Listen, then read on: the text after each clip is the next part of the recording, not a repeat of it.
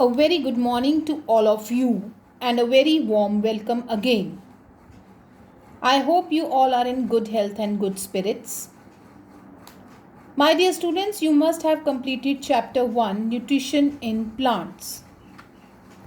So today we are going to start up with the next chapter, that is chapter number 3 according to our syllabus. And you can also view your syllabus on the school website, that is www.stephens.org. You can see it. So let's start with our new chapter. So the very first thing which I am going to ask you is, what is the first thing that comes to your mind when you think of clothes? Probably your answer will be fashion. Maybe you must be thinking of that. Maybe some of you will answer like colors, as you must be thinking about your favorite color. And some must be answering about the designer dresses. But some will even say about the term fiber. And that is also not wrong, because you have done this in class 6 also. So you must have understood that our today's topic is fiber to fabric, and our chapter is number 3, fiber to fabric. You have read already that we have different sources of fibers. So we have two sources of fibers, natural and artificial. Natural fibers we get from two sources, that is animals and plants, whereas the artificial ones are man-made. That is, there is an example of an artificial is rayon. It is the first artificial silk. Okay, we have other fibers like nylon or so. We will study it later on. But today we will concentrate on this animal sources. So animals that gives us fibers are, you are aware, you must have done it in junior classes, sheep, goat, yak, camel, etc. Plants also gives us cotton, jute and many more. But in this chapter, we are going to study about the wool and silk in detail. So let's talk about wool. The hairy skin of the sheep has two types of fibers that forms its fleece. Fleece means is the fur, is the cover of the sheep, the hairy skin. And that is also of two types. That fiber, that fleece is of two types. So the first one is the coarse bared hair. Coarse means rough. And the second one is the fine, soft under hair close to the skin, which are very near to the skin, very close to the skin, and they are soft. So the fine hair provides the fibers for making wool. So we get wool from fine hair. Some breeds of sheep possess only fine under hair. They have only this hair. Why? How is it possible? Because for that we select the parents especially to give birth to the sheep which have only soft under hair. So when we select these parents for obtaining the special characteristics in their offspring, such as soft under hair in sheep, we use the term selective breeding. Again I repeat, when you choose some selected parent for obtaining special characters in their offsprings, the term used is selective breeding. It's not only in case of animals. It is also done in case of plants, but there we use a broad term, that is hybridization. We will study it in case of plants.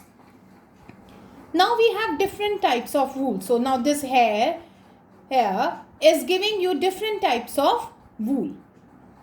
Like yak wool, which is common in Tibet and Ladakh. Angora wool. You get it from Angora goats. And these goats are found in hilly regions of J&K, that is Jammu and Kashmir. You have wool also which you get from goat hair. And also which is very famous is the Pashmina shawls. And these Pashmina shawls we get it from Kashmiri goat. And the hairs are really soft. And even we can take out that Pashmina stuff through a ring. The ring which we wear in our hand, you can pass it through it. It's so soft. So not only about the goat, the yak, there are some camels also whose fur is used to give wool, like llama, alpaca, and these are found in South America, and they also yield wools. Now here I am showing you different types of sheep. You can see, and this question also I have given you question in your assignment related to different types of sheep. This is Patanwadi, this is Rampur Bashire, Lohi, Bhakarwal, and Angora, Nali. So you have different types of sheep, and these pics are also available in your NCERT books. And these books again you can view them in e-Pathshala. The PDFs are free. You can see that.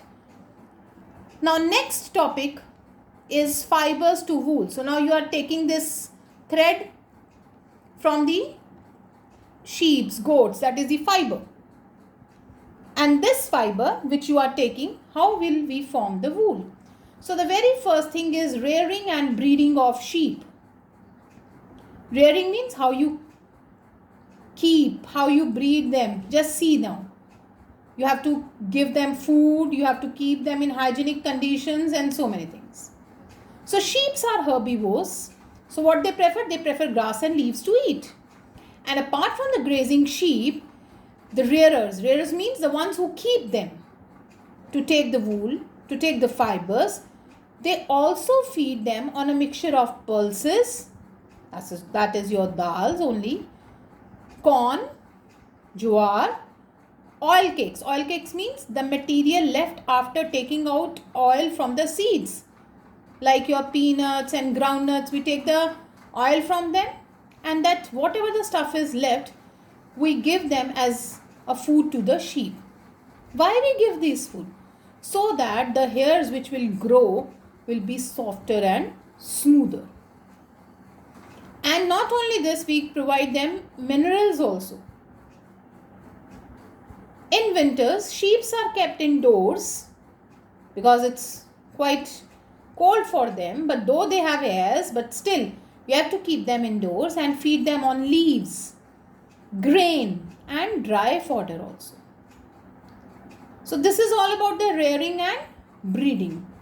Now how we process the fibers into wool. So the very first step. So we have reared and breed the sheep. Breeding is done. Now what we'll do is how we will process the fibers into wool. First of all, we have to remove the hair. So just see the fleece of the sheep along with a thin layer of skin. Fleece means the fur of the sheep along with a thin layer of skin is removed from its body, and this process is known as shearing. Very important. And usually hair are removed during the hot weather, because if in hot weather we'll remove them, they will not feel awkward. They'll feel relief, yes, because it's hot, because that fur will give them warmth. So this enables the sheep to survive without their protective coat of hair. And you will be wondering why a thin layer of skin? The thin layer of skin which we remove, the uppermost layer of the skin which we remove is dead. Like we also have dead skins near our nails and all, okay, sides. And then also the hair of the sheep grow again just as your hair does. Now here I am going to show you a pic of how this shearing is done. Can you see this? With this machine they are removing it with a thin layer of skin. After shearing, the second step is that the sheared skin with the hair is thoroughly washed in the tanks. Why? Because they are animals, they must be sitting here and there, and we wash them in tanks to remove grease, dust and dirt. And when we clean this skin with hair, we call it as scouring. After scouring, sorting is done. Sorting means now we will separate them. How we will separate? The hairy skin is sent to the factory where hairs of different textures are separated or sorted. Maybe some are of different colors, some are long, some are short. So they are sent to that factories. Now let's come to step 4. The small fluffy fibers, I told you we have to sort them. They are known as burrs. Then they are picked up from the hair, and these are same burrs which sometimes appear on your sweaters. So keep it in mind. And the fibers are scored again and again. Okay, they are scored again and again. Scored means again washing, just to remove the things. So the fibers can be dyed in various colors now, because the natural color of the fleece will be either black or brown or white. But we have different types of different colors of pullovers or sweaters: red, white, green, magenta. So we dye them in different colors. We dye that fibers in different colors. So the last step for this is the fibers are straightened, combed and rolled into yarn. Yarn is fiber.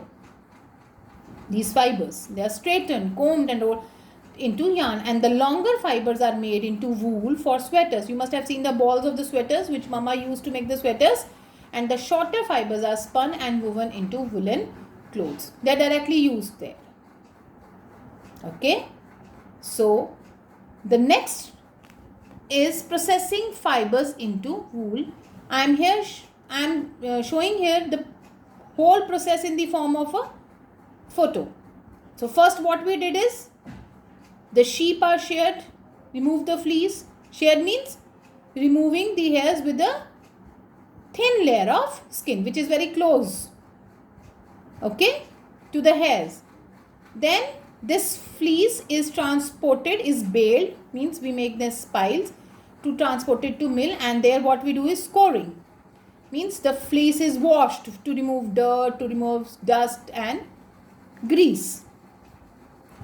And then this cleaned one is sent to a machine, the sheet, because it is a sheet now. Now this sheet is twisted into a rope like. Can you see this? We call it as sliver. Can you see this? And then we put it on another, the sliver is stretched. I told you they are stretched and straightened. It is stretched and straightened and twisted into a thin yarn. This is a carding machine. Okay. Now the yarn is woven to form the balls of wool. You have already seen these balls at your homes. I hope so this process is clear. You can pause this video anytime and you can see this again and again. The next thing is we will study about the silk. So we have studied about the wool and now we will study about the silk. You all know silk.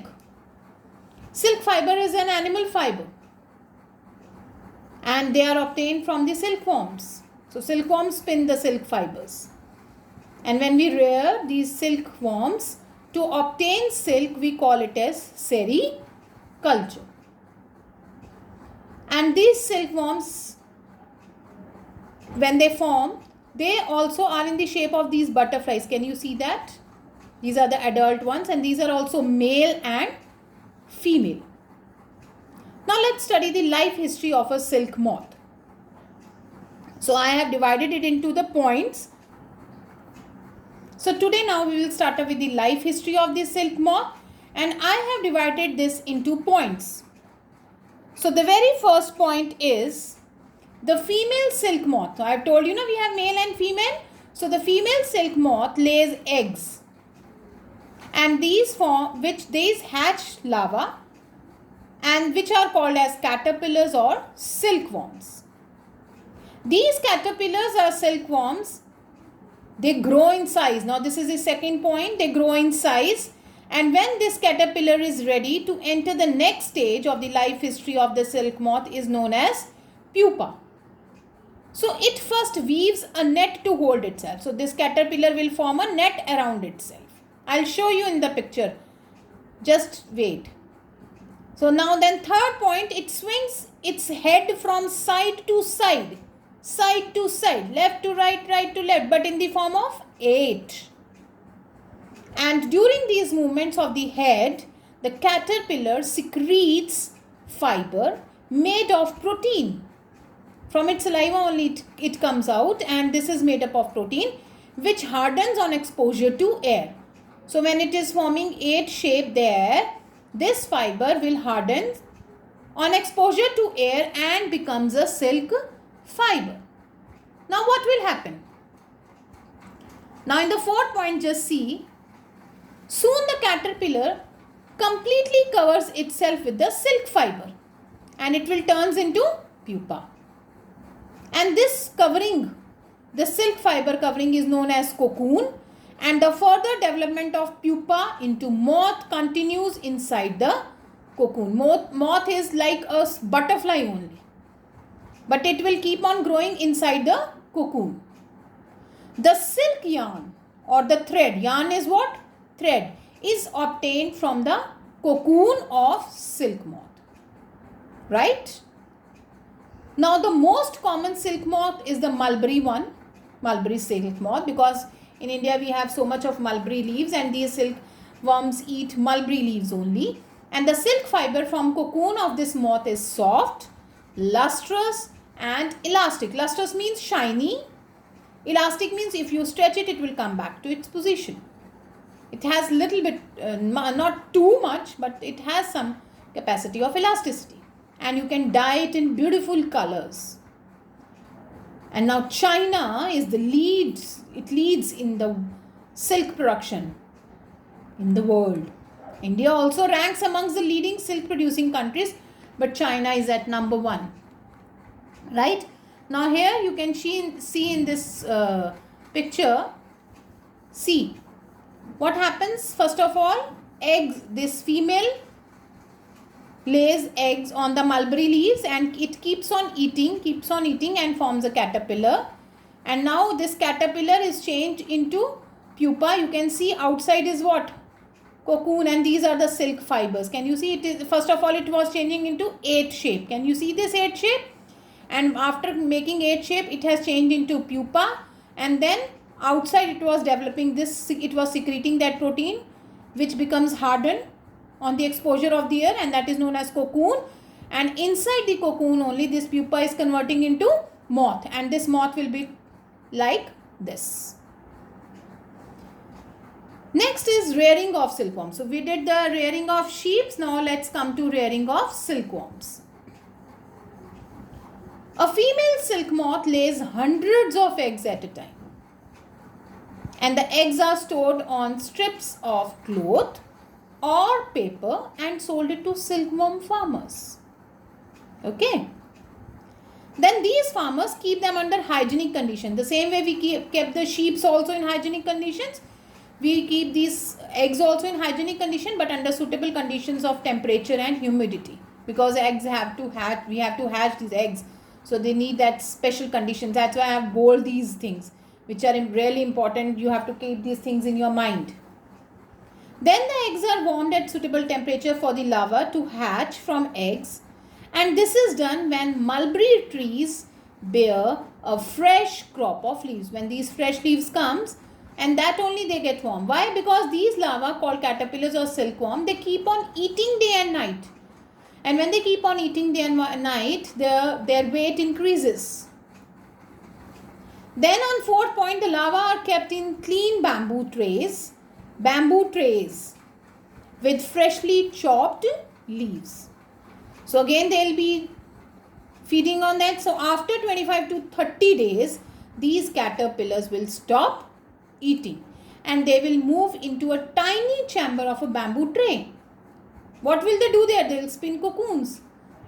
And the caterpillar spins the cocoons inside which what will develop? Silk moth. Right? And then we have, now silk moth we have developed. Now what will you do out the fibers? So the pile of cocoon is used for obtaining silk fibers. So you will get so many cocoons because silk moth will fly away. The moth will come out of that cocoon. It will fly away. So what will we do? A pile of cocoon is used to obtain silk fibers.